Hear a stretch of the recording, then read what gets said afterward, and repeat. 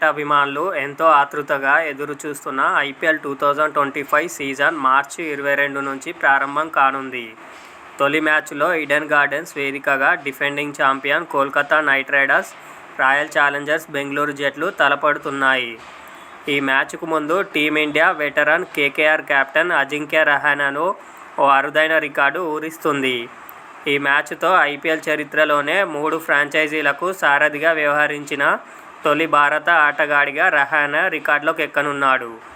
రహానె తొలిసారిగా 2017 ఐపీఎల్ సీజన్లో rising Pune super giants జట్టుకు సారథిగా వ్యవహరించాడు. ఆ తర్వాత ఐపీఎల్ 2018లో రాజస్థాన్ రాయల్స్లోకి రీ-ఎంట్రీ ఇచ్చిన రహానె స్మిత్పై ఏడాది పాటు నిషేధం విధించడంతో కెప్టెన్గా బాధ్యతలు చేపట్టాడు.